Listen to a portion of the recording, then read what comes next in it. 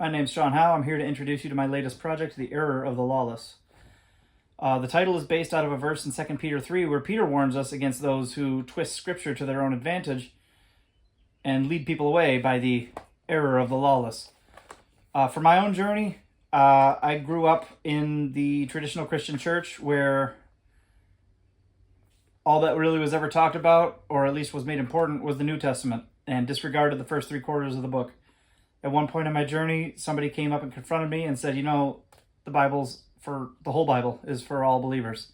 And I immediately responded with, well, my pastor said this and my church told me that, and all these verses that had been put in my head to tell me why we don't need to keep the Old Testament standards anymore.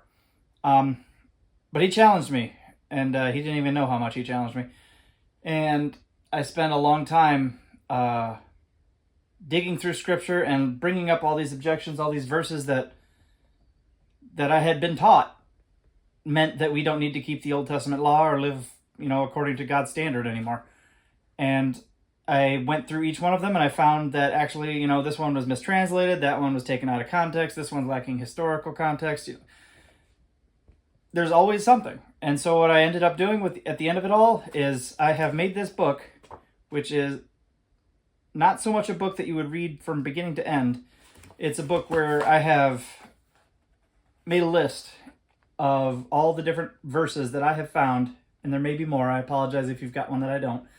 But all the different verses that I have found that have been used by the New Testament church the modern Christian New Testament church, to teach why we no longer need to keep the Old Testament law.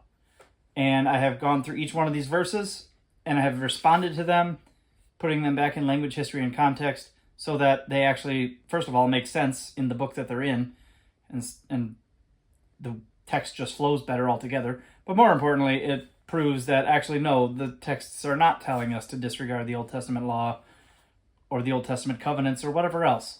I found at the end of this project, because this is what I needed answers. I found at the end of this project that the Bible flowed so much better, made so much more sense, and was just blessings upon blessings.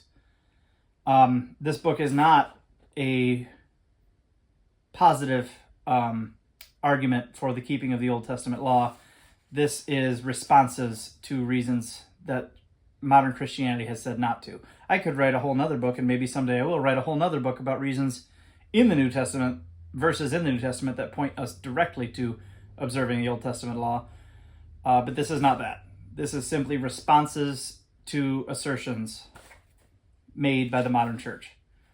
I really hope I want to get this out into people's hands. And so I'm putting this in video format because who actually reads books anymore? There's just thousands and thousands of them, and most people watch videos and not read books. So this is the introductory video, and the series will follow of each entry in this book in video format as I break down each and every one of these sections and putting them back in language, history, and context, and see how the common assertions made in these sections just don't hold water. So I look forward to seeing you again in the next video. Thank you very much for your time.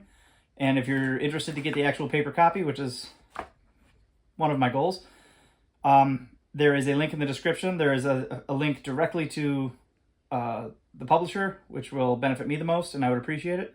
If you don't want to do that, there's also an Amazon link.